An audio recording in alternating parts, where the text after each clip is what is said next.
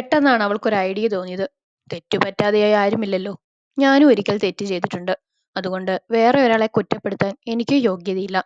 തെറ്റ് ചെയ്തതിന് ഇതിൽ ശിക്ഷ നൽകി വീണ്ടും അവരോട് പൊറുക്കണം.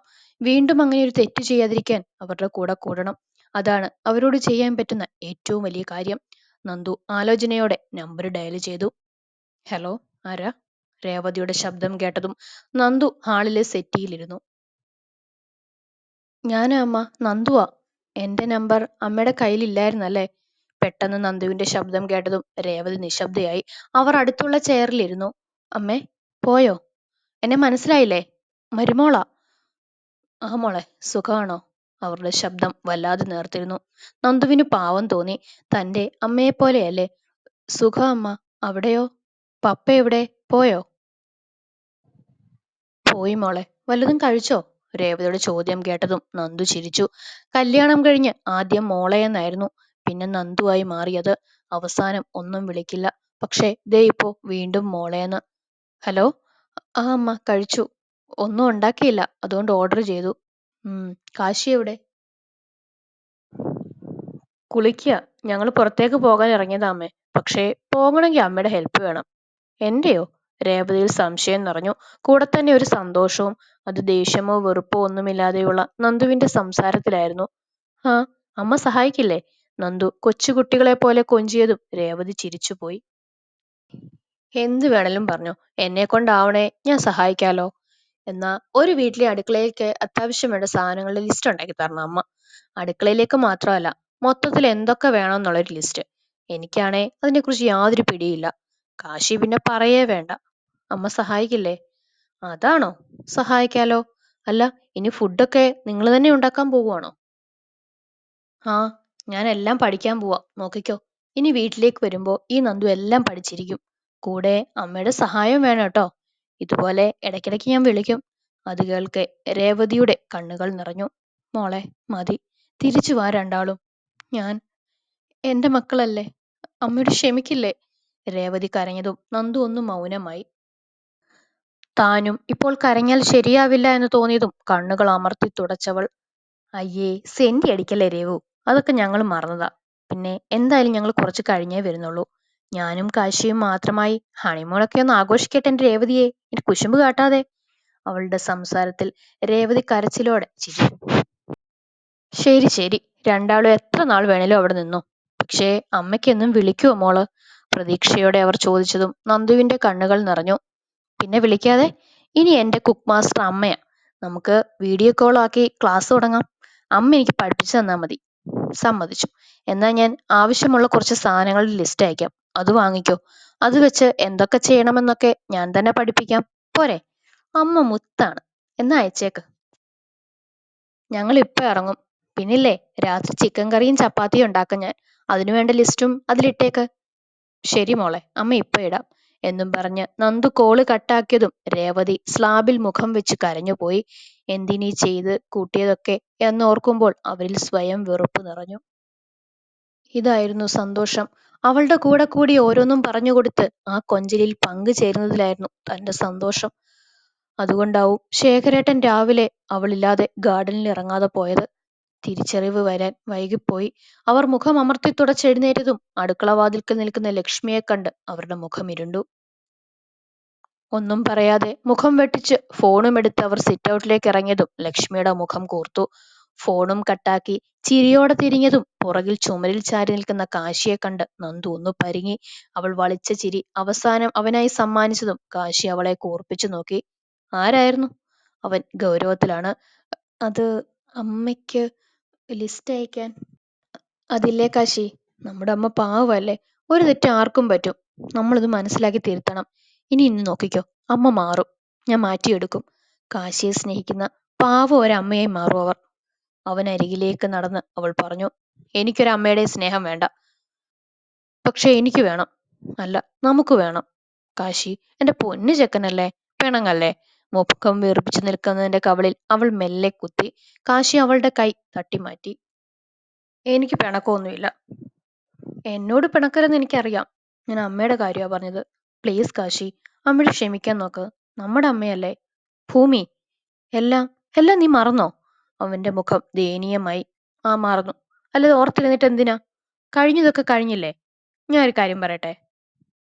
അന്ന് അറിവില്ലാത്ത പ്രായത്തിൽ ഞാൻ തെറ്റ് ചെയ്തതിന് രുദ്രേട്ടൻ ഇന്നും എന്നെ ശിക്ഷിക്കുന്നില്ലേ? പക്ഷേ ആ ശിക്ഷ ഞാൻ ചെയ്തതിനേക്കാളും എത്രയോ വലുതാണ്. അതിനുവേണ്ടി ഞാൻ അനുഭവിക്കുന്ന വേദന നീയും കാണുന്നില്ലേ? തെറ്റാണെന്ന് അറിഞ്ഞ് തിരുത്തിയിട്ടും ശിക്ഷിക്കപ്പെടുന്നത് വല്ലാത്ത വേദനയാണ് കാശി. മരിച്ചു പോകാൻ വരെ തോന്നും. അപ്പോ അമ്മയ്ക്ക് നല്ല കുറ്റബോധമുണ്ട്. ചെയ്തതൊക്കെ തെറ്റാണെന്നൊരു ബോധമുണ്ട്. അപ്പോ നമ്മളെല്ലാം ക്ഷമിച്ച് കൂടെ നിൽക്കേണ്ടതല്ലേ? ഇവിടെ അമ്മയുടെ സ്ഥാനത്ത് ഞാൻ എന്നെ തന്നെയാ കാണുന്നത്. അവസാനം അവളുടെ ശബ്ദം പതിഞ്ഞു. കാശി അവളെ വലിച്ച് നെഞ്ചിലേക്കിട്ടതും നന്ദു അവന്റെ കഴുത്തിൽ മുഖം പൂഴ്ത്തി. അങ്ങനെ ക്ഷമിച്ചു കളയാൻ മാത്രം അമ്മയെ ഞാൻ വെറുത്തിട്ടില്ല ഭൂമി. അമ്മ എന്നോട് സ്നേഹത്തോടെയാണെങ്കിൽ ഞാനും സ്നേഹത്തോടെ തന്നെയായിരിക്കും. എന്റെ അമ്മയല്ലേ. ആരെ വെറുത്താലും അമ്മയെ വെറുക്കാൻ എനിക്കാവില്ല. പിന്നെ അമ്മയുടെ സ്വഭാവം മാത്രമാണ് എനിക്ക് പിടിക്കാത്തത്. അത് ശരിയായ എല്ലാം ഓക്കെ ആവും. അവൻ നേർത്ത ചിരിയിൽ പറഞ്ഞു. അതാണ്. അല്ലെങ്കിലും എന്റെ കാശി ഗുഡ് ബോയ് ആണ്. പൊന്നുമോൻ. നോക്കിക്കോ, ഇനി എന്റെ കാശിയുടെ ലൈഫിൽ ഹാപ്പിനെസ് മാത്രമേ ഉണ്ടാവൂ. അവൾ ഉത്സാഹത്തോടെ ചിരിച്ചു. വീണ്ടും വീണ്ടും പറയുക, എന്റെ ഭൂമി അതെന്റെ ഭാഗ്യം തന്നെയാ എന്നും പറഞ്ഞ് അവളുടെ ചുണ്ടിൽ ചുണ്ട് ചേർത്തതും നന്ദു അവന്റെ നെഞ്ചിലേക്ക് ഒതുങ്ങി നിന്നു. ഇപ്പുറം രേവതി ഉത്സാഹത്തോടെ സന്തോഷത്തോടെ ഓരോ സാധനത്തിന്റെയും പേരെഴുതി ലിസ്റ്റ് ആക്കുന്നുണ്ടായിരുന്നു. ദേ കാശി, കുളിക്കാൻ സോപ്പ്. ഹൈപ്പർ മാർക്കറ്റിൽ ലിസ്റ്റും നോക്കി കറങ്ങി നടക്കുമ്പോഴാണ് പലതരം സോപ്പ് കളക്ഷൻ നന്ദു കണ്ടത്. ഏത് സോപ്പ് എടുക്കണം? നല്ല മണമുള്ള ഏതെങ്കിലും എടുത്തോ, അല്ലെങ്കിൽ ലെക്സ് എടുത്തോ. അനുഷ്കയ്ക്ക് സന്തോഷാവും. നന്ദു ഇളിയോടെ പറഞ്ഞതും കാശി ഒരു പാക്ക് സോപ്പ് എടുത്തു. ബോഡി വാഷ് വേണോടി? സോപ്പിട്ട് കുളിക്കുന്നതേ ഭാഗ്യത്തിലാണ്. അതൊന്നും വേണ്ട മോനെ, നമുക്ക് നമ്മുടെ സോപ്പ് മതി. അവന്റെ കവിളിൽ മെല്ലെ പിടിച്ചു വലിച്ചവൾ പറഞ്ഞു. വീണ്ടും അവരുടെ പർച്ചേസ് തുടർന്നു. ലിസ്റ്റിലുള്ള സാധനങ്ങളും ഇരുവർക്ക് ആവശ്യമുള്ളതും അങ്ങനെ വേണ്ടതൊക്കെ വാങ്ങി. ബില്ല് സെറ്റിൽ ചെയ്ത് വാങ്ങിയ സാധനങ്ങൾ കണ്ടതും നന്ദുവിന്റെ കണ്ണുകൾ മിഴിഞ്ഞു. ഒരു വണ്ടിക്കുള്ള സാധനങ്ങളുണ്ട്. ഇതൊക്കെ എങ്ങനെ എത്തിക്കും കാശി? നമ്മൾ ബൈക്കിലല്ലേ വന്നത്? ഇവിടുന്ന് ഡെലിവറി ഉണ്ട് പെണ്ണെ, അവർ എത്തിച്ചോളും. അഡ്രസ്സ് കൊടുത്താൽ മതി, കാശി പറഞ്ഞു. അവിടുന്ന് ഇറങ്ങുമ്പോൾ ഉച്ചയായിരുന്നു.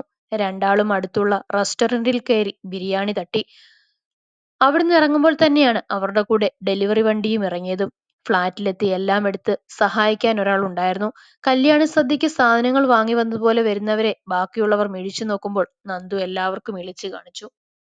അവരുടെയൊക്കെ നോട്ടം കണ്ടാ തോന്നും നമ്മൾ ബോംബും മിസൈലുമായാണ് വന്നതെന്ന്. ഫ്ളാറ്റിലെത്തി നന്ദു പറഞ്ഞതും കാശി അവളുടെ തലയിലൊന്ന് കൊട്ടി. ഡ്രസ്സ് പോലും ചേഞ്ച് ചെയ്യാതെ രണ്ടും എല്ലാം അടുക്കളയിൽ ഒതുക്കി വെക്കാനായി തുടങ്ങി. എല്ലാം സെറ്റാക്കി അടിച്ചുവാരി ക്ലീൻ ചെയ്തതിന് ശേഷമാണ് രണ്ടുപേരും മുറിയിലേക്ക് കയറിയത്. ആദ്യം ഞാൻ ഫ്രഷ് ആവാം, കാശി തോർത്തെടുത്ത് പറഞ്ഞു. വേണ്ട, ആദ്യം ഞാനാ. മനുഷ്യനോട് വേർത്തു കുളിച്ചു.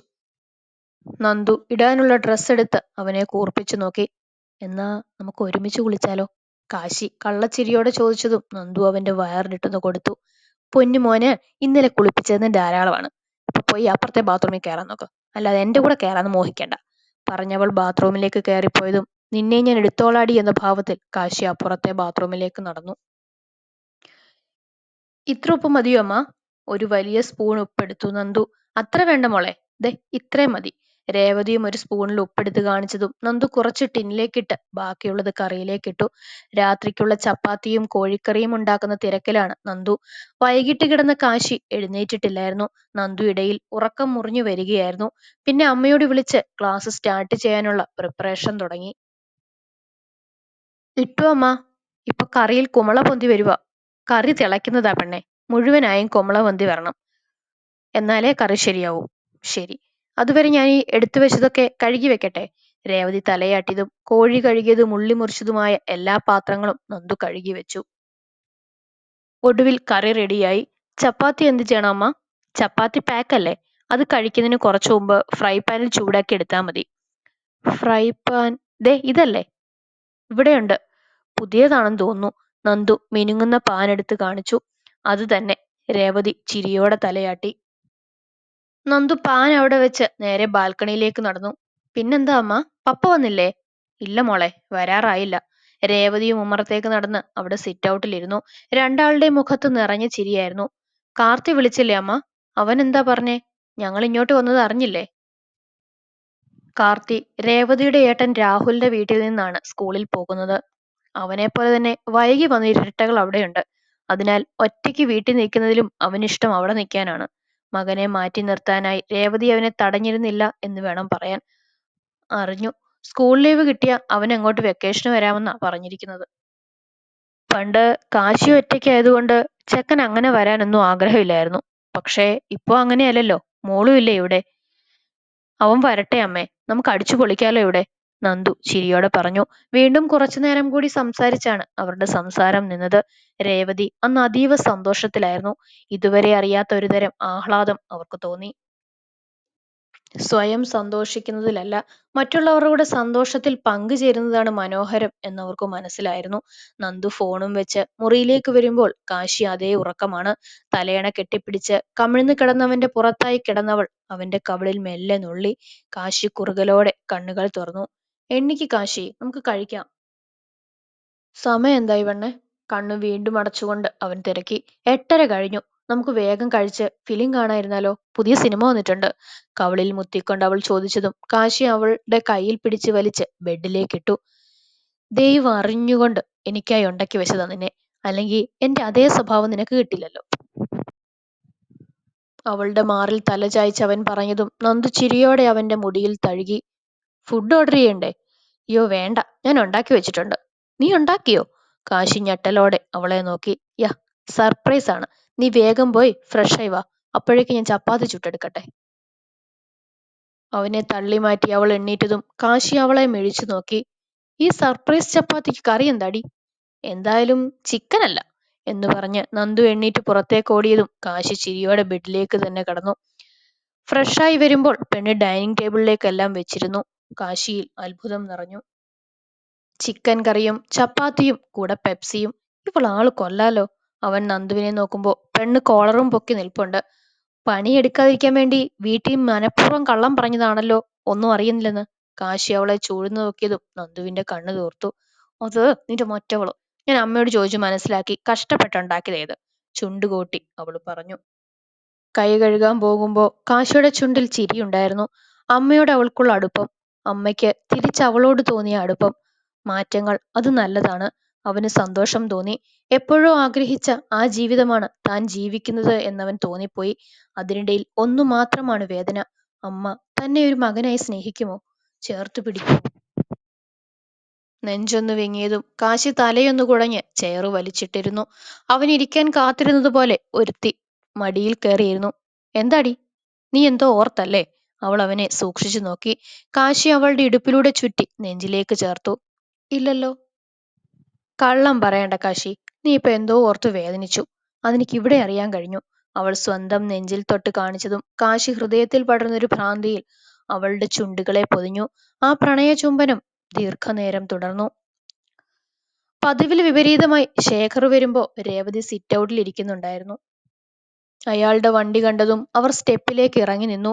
ശേഖർ സംശയത്തോടെ ഇറങ്ങി രേവതിയെ നോക്കി. ആ മുഖത്ത് ഇതുവരെ കാണാത്ത തെളിച്ചം അയാൾ കണ്ടു. ഏട്ടാ, മോൾ എന്നെ വിളിച്ചിരുന്നു. സന്തോഷത്തോടെ അകത്തേക്ക് കയറിയ ഭർത്താവിനോട് പറഞ്ഞതും അയാൾ ആരാ ഈ മോൾ എന്ന പോലെ അവരെ നോക്കി.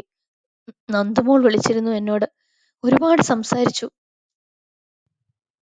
എന്നോട് ഒരു ദേഷ്യവും പരിഭവവും ഇല്ല അവൾക്ക് എന്നും പറഞ്ഞ് തേങ്ങലോടെ ആ നെഞ്ചിലേക്ക് വീണതും ശേഖർ അവരെ പൊതിഞ്ഞു പിടിച്ചു. രേവതി കരച്ചിലടക്കി ഇന്നുണ്ടായ കാര്യങ്ങളെല്ലാം പറഞ്ഞു. അവൾ അങ്ങനെയാ രേവു. കാരണം അവളെ വളർത്തിയത് അത്രയും നല്ല അച്ഛനും അമ്മയുമാണ്.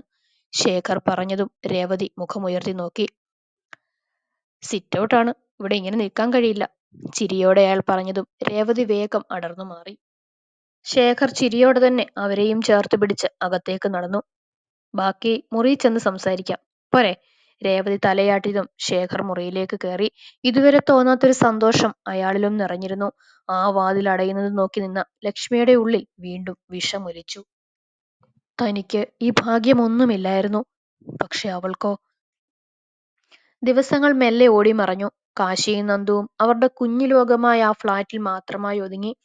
തോന്നുമ്പോൾ എന്നിട്ട് സ്പെഷ്യലായി വല്ലതും ട്രൈ ചെയ്ത് ഫുഡ് ഉണ്ടാക്കി അതും കഴിച്ച് രണ്ടാളും കറങ്ങാനിറങ്ങും. ഒട്ടും മടുപ്പില്ലാതെ സ്ട്രീറ്റ് ഫുഡൊക്കെ ട്രൈ ചെയ്ത് ബാംഗ്ലൂർ മൊത്തമായി തന്നെ അവർ കറങ്ങിയെന്ന് പറയാം. അവസാനം ബാംഗ്ലൂരിലെ സ്പോട്ടൊക്കെ കഴിഞ്ഞതും അവർ മൈസൂരിലേക്കും കൂർഗിലേക്കും ട്രിപ്പ് അടിച്ചിരുന്നു. അങ്ങനെ 1 മാസം കഴിഞ്ഞിരിക്കുന്നു അവർ ബാംഗ്ലൂരിൽ വന്നിട്ട്. ഫോൺ കോളിൽ നന്ദു രേവതിയുമായി നല്ലതുപോലെ അടുത്തു. അതിനിടയിൽ അമ്മയുടെ സഹായത്തിൽ അവൾ ഒട്ടുമിക്ക പാചകവിദ്യയും പഠിച്ചെടുക്കുകയും ചെയ്തു. ഇപ്പോ കാശി പുറത്തുനിന്ന് ഓർഡർ ചെയ്യുന്നത് പാടെ നിർത്തി. കാരണം അത്രയും അസൽ കുക്കാണ് ഇപ്പൊ നന്ദു. 1.5 മാസം കഴിഞ്ഞതും കാശി തിരിച്ച് കമ്പനിയിൽ ജോയിൻ ചെയ്തു. പക്ഷേ വർക്ക് ഫ്രം ഹോം എടുക്കുകയാണ് ചെയ്തത്.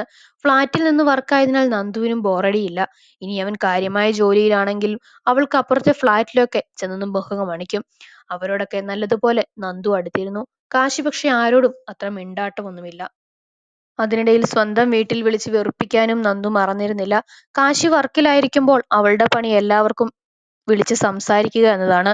കൂടെ അവൾ കൂടുതലും മൂവീസിലും വെബ് സീരീസിലും അഡിക്റ്റായി എന്ന് വേണേലും പറയാം. ഒരു ദിവസം ഒരു സിനിമ കണ്ടില്ലേ പെണ്ണിന് ഉറക്കം വരാതെ ആയിട്ടുണ്ട്. എന്നാലും അവളും കാശിയും മാത്രമുള്ള ആ സ്വർഗ നിമിഷങ്ങൾ അവൾ അത്രയ്ക്കും എൻജോയ് ചെയ്യുന്നുണ്ടായിരുന്നു.